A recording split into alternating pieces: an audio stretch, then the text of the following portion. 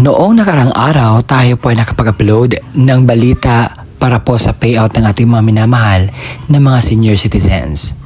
At sa araw po na ito ay nakatanggap po tayo ng napakaraming comment na kinakailangan po nating bigyang pansin at kasagutan. Sabi po nila, Sir, bakit wala pa po sa Quezon City? Sir, tanong ko lang po, kung meron po ba sa Zamboanga del Sur at marami pang lugar na kanilang tinatanungan na gusto nilang malaman kung meron pang update sa kanilang social pension for indigent senior citizens. At sa araw po na ito, dapat po nating ibigay lahat ng mga detalye nang sa gayon po mas klaro po ang balitang ito sa kanila. Attention sa lahat ng mga senior citizens. May payout release na, payout schedule sa December 17, 2025. Alamin natin ang buong detalye sa balitang ito. Ang makukuha ninyo sa vlog natin ngayong araw, una, ang mga lugar kung saan may magaganap na payout sa social pension for indigent senior citizens. Pangalawa, ano ba ang oras ng inyong payout? Pangatlo, saan po ba magaganap ang inyong payout? At pang-apat, ano ba ang kumpletong detalye ng mga requirements? Panglima, mga dagdag kaalaman patungkol po dito. Inaanyayahan kita na tapusin mo ang video na ito hanggang sa dulo nang sa gayon makuha mo ang punto ng video kong ito. At kung ikaw ay bago pa lang sa aking YouTube channel at gusto mo ang ganitong content na pinag-usapan ang payout ng ating mga senior citizens, mga balita para sa mga benepisyo ng ating mga senior citizens, at iba pang mga bagay patungkol sa ating mga senior citizens, ay i-subscribe mo na ang aking YouTube channel. Dahil makakaasa ka na araw-araw ako mag-upload ng mga importante at bagong balita para po sa kanila. At kapag tapos ka na mag-subscribe, i-bell notification mo na para maging updated ka sa mga videos na i-upload ko pa dito sa aking YouTube channel. At hindi natin patatagalin pa ang oras na pag-usapan nito. Let's go! Sa Barangay Takuna ng Davao City, meron po magaganap na payout sa December 17, 2025. Magaganap po yung payout sa District Hall sa alas 9 hanggang alas 3 po ng hapon. Sa Bayongbong, Nueva Vizcaya ay meron po magaganap na payout sa Barangay Santa Rosa sa November 17, 2025 at ito po ang patunay sa akin pong sinasabi. Nakasaad po dito na ang inyong payout po ay magaganap sa LGU DepEd Gymnasium mula alas 2 ng hapon hanggang alas 5 po ng hapon. Sa Sablayan, Occidental Mindoro ay meron po magaganap na payout sa 4th quarter. Ito po ang mga barangay. Sa Barangay San Nicolas na may 77 pensioners, sa Barangay Jeya na may 147 pensioners at Barangay Mausbong na may 123 pensioners. Ang oras po ng payout ninyo mula alas 9 hanggang alauna ng hapon sa Barangay Covered Court. Sa Barangay Claudio Salgado na may 169 pensioners alas 9 ng umaga. Sa Barangay Elvita na may 114 pensioners, alauna ng hapon sa Barangay Covered Court. Sa December 17, 2025, meron po maganap na payout sa Barangay Libas, Barangay Lamandok, Barangay Puerto Bello, sa 1896-2008 sa Abapo, Baltazara, Lingas, Eleuteria, sa Puerto Bello 2009 to 2124 sa Lunzaga, Alberto, Yuldan, Felix. Sa afternoon po sa Barangay Canunzo, Casilda at Lundag. Sa MSWDO ng Real Quezon, meron po magaganap na payout sa December 17, 2025 sa Barangay Pandan na may 99 pensioners, Barangay Lubayat na may 91 pensioners at Barangay Malapad na may 80 pensioners. Sa Malapad Covered Court ang payout sa alas 9 hanggang alas 12 ng tanghali. Sa Barangay Kapalong na may 104 pensioners, Barangay Tignoan na may 209 pensioners. Sa Tignoan Covered Court magaganap po yung payout alauna hanggang alas 4 po ng hapon.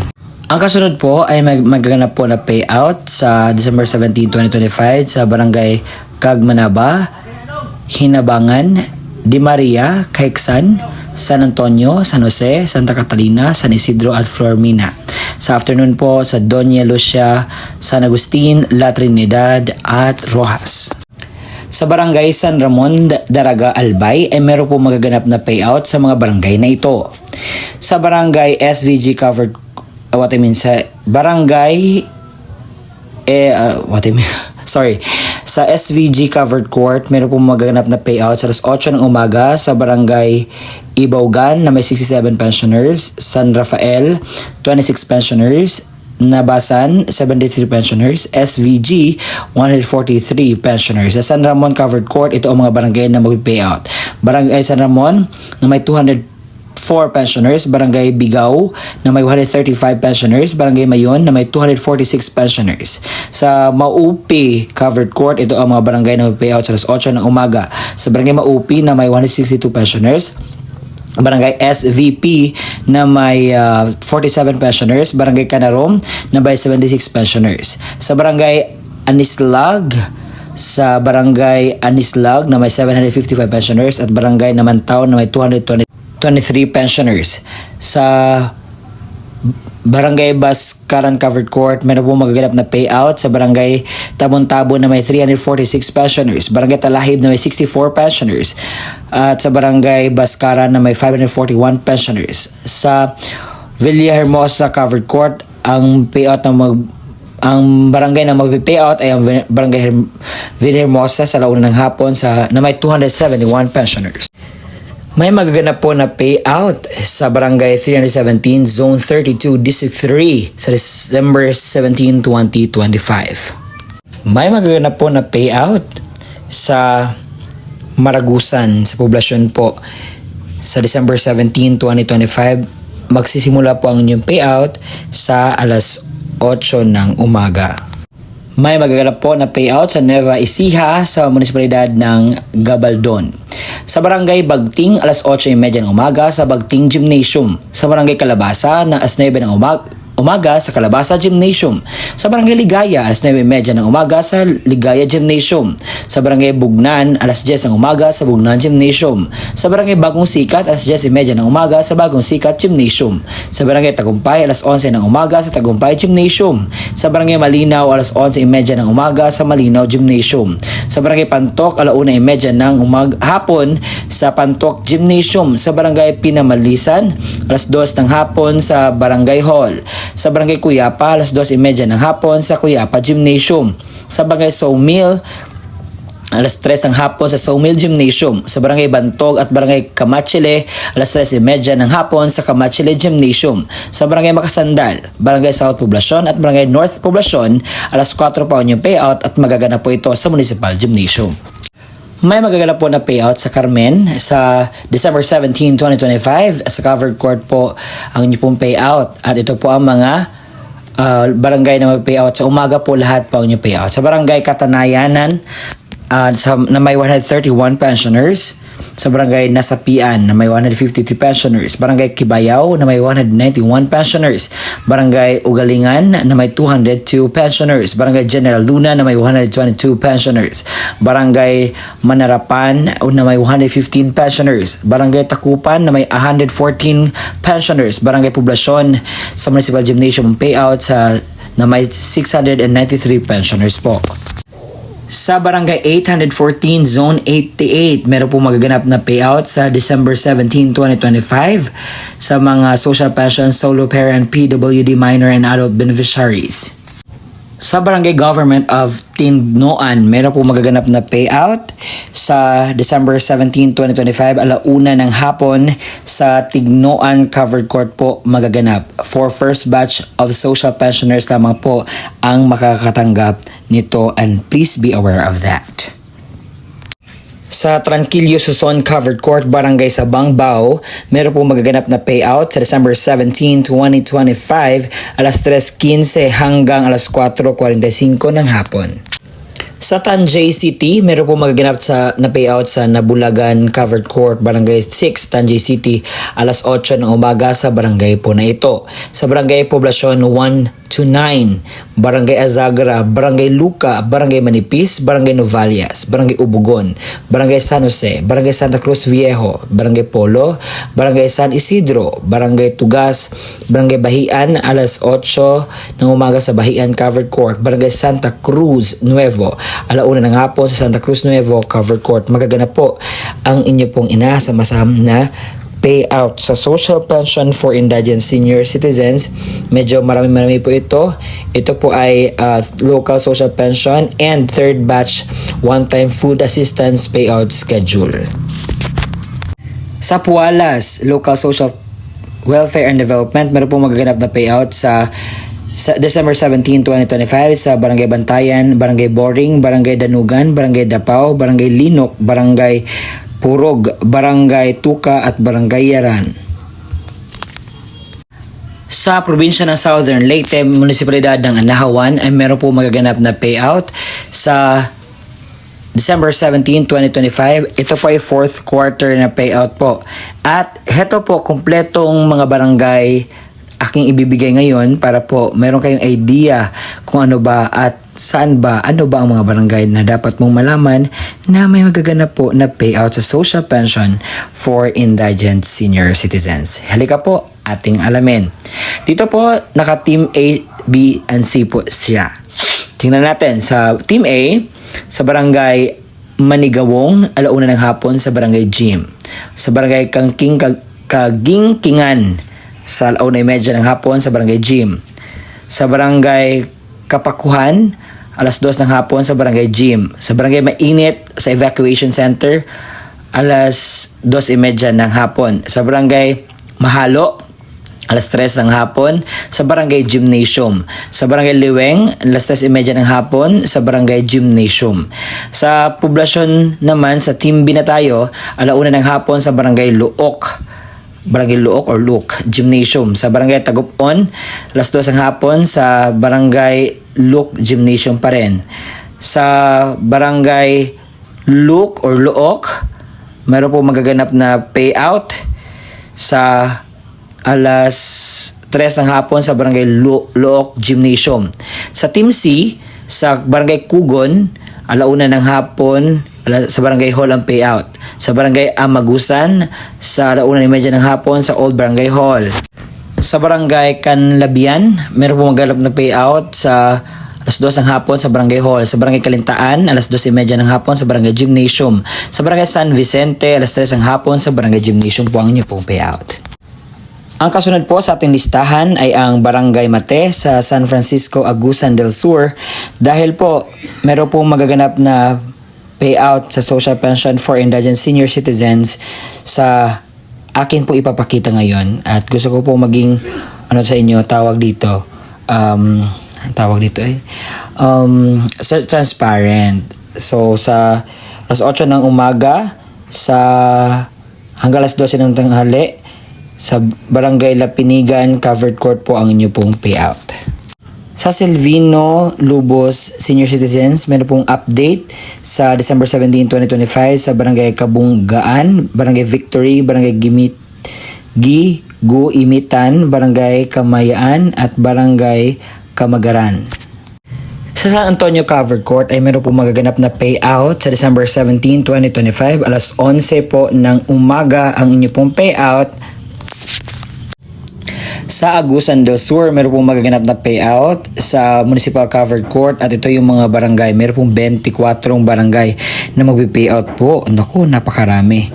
So, sa Barangay Agsabu, Barangay Aguinaldo, Barangay Anulingan, Barangay Bakingking, Barangay Balobo, Barangay Bentahon, Barangay Bunagit, Barangay Kalabuan, Barangay Katmunon, Barangay Concordia, Barangay Crossing Luna, Barangay Kubo, Barangay Dakutan, Barangay Duangan, Barangay Gunubon, Barangay Hawilian, Barangay Kinamaybay, Barangay Labao, Barangay Langag, Barangay Maasin, Barangay Mahagkot, Barangay Milagros, Barangay Salug, at Barangay San Jose. Sa Barangay Bentahan ay meron pong magaganap na payout sa December 17, 2025 sa Municipal Covered Court sa inyo pong munisipalidad. May magaganap po na payout sa Bagong Montalban sa 4th quarter of 2025 sa San Isidro, sa Eastwood, Greenview, Phase 1 Covered Court, December 17, 2025, alas 8 ng umaga. Marami pong mga pangalan dito nakasaad na qualified sa makukuha ng pensyon. Sa Nueva Vizcaya, meron pong magaganap na payout sa munisipalidad ng Bayumbong sa December 17, 2025 sa LGU DepEd Gymnasium po ang inyong payout. Sa Barangay Kalahan, meron pong magaganap na payout sa December 17, 2025 sa Barangay Kalahan Covered Court po ang inyo pong payout magaganap. At akin na pong nailahad ang lahat at kumpletong balita na magaganap po sa December 17, 2025 at nasanay nakukunan niyo po ito ng importansya ang aking ibinalita sa inyo. Marami sa comment section na sasabi, ay hindi yan totoo sinasabi ni sir, na nasa inyo po yan.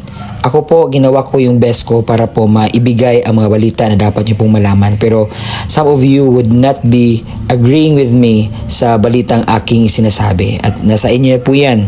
Kasi marami pong mga pensyon ngayon ang hindi nakuha sa kadahilanan pong wala pong claimants or tagakuha po. And ito po ay totoo dahil ito ay batas na po. At kailangan niyo pong malaman na ang batas po kapag hindi po siya makuha, may penalty po. Kinakailangan pong malaman ninyo na dapat niyo pong kunin ito, ito pong pension ninyo. At sa mga natatanong, sir, bakit wala aming mga lugar dyan? Bakit ito lang po yung mga naibigan yung lugar? Hindi po lahat ang aking nakikita dahil may yung mga barangay na nasa kanilang barangay lang mismo nakalagay ang mga list of qualified na mga pensioners. So ang gagawin niyo po, pumunta po kayo sa barangay ninyo at tanungin kung ano ang update sa inyo pong social pension for indigent senior citizens. At sa punto pong ito ay ibibigay ko po ang kumpletong detalye ng requirements para po may update kayo kung ano ba ang dapat niyo pong dalhin doon sa pag-payout. Let's go!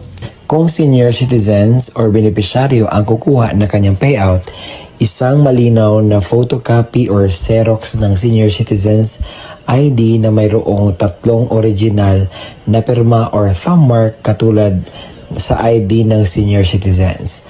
Paalala, panatilihing presentable ang mga dokumento, ilagay sa plastic envelope nang iwasang magusot. Huwag bilutin ang mga papel at siguraduhin pareho ang pirma o thumb mark base sa senior citizens. Kung authorized representative ng senior citizens or beneficiaryo ang kukuha ng pensyon, isang malinaw na photocopy ng ID ng senior citizens at lagyan na 3 original na pirma o thumb mark katulad ng nasa ID ng senior citizens. Authorization letter na nagmumula sa MSWDO, CSWDO at OSCA na mayroong original na pirma na MSWDO, OSCA, senior citizens at authorized representative. Isang malinaw na photocopy ng government-issued ID gaya ng SSS, updated PhilHealth ID, Barangay ID, UMID, Voters ID, updated voter certification, updated police clearance ng authorized representative at lagyan na 3 original na pirma o thumb mark katulad ng ipapakitang ID. Paalala, siguraduhin pareho ang lagda thumb mark ng senior citizen, beneficiaryo at authorized representative base sa kopya ng government-issued ID na presenta. Kumpletuhin ang mga hinihinging lagda thumb mark sa authorized letter, iwasang magusot at huwag bilutin ang mga dokumento. Kung namatay na ang beneficiaryo, isang malinaw na Xerox ng ID ng pensioners, warranty letter na nagmula sa MSWDO, CSWDO o OSCA na may pirma ng MSWDO, Xerox ng death certificate ng beneficiaryo na mayroong serial number, isang malinaw na photocopy ng government-issued ID gaya ng SSS, updated PhilHealth ID, updated Barangay ID, UMID Voters ID, updated voter certification, at updated police clearance ng authorized representative at lagyan na 3 original na pirma o thumb mark katulad ng pinapakitang ID. Paalala, kumpletuhin ang mga hinihinging lagda o thumb mark sa warranty letter at iwasang maggusot at huwag bilutin ang mga dokumento.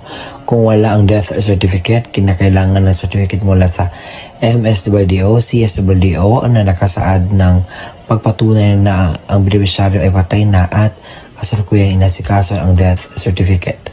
Huwag kalimutan magdala ng inyong ballpen na itim, payong at saka tubig. At kung meron na doon na po kayo sa payout, kinakailangan niyo pong gawin ito. Kinakailangan kumain muna kayo before pupunta sa payout. Magdala ng sariling ballpen, inumin at gamot kung kinakailangan. Baka pagdating po doon ay medyo mas ready tayo para maiwasan natin ang mga darating pang mga sakuna. At ang gagawin niyo po is magpila po, sumunod sa mga altuntunin ng payout. At yun po. At yun po ang kumpletong detalye na ating nalalaman ngayon. Maraming salamat po sa walang sawang pagsusuporta, panonood po sa ating mga ina-upload na vlogs. Umabot na po tayo sa 70,000 subscribers. Maraming salamat po and God bless us all. Gawin natin 100K. Kaya ba? Salamat!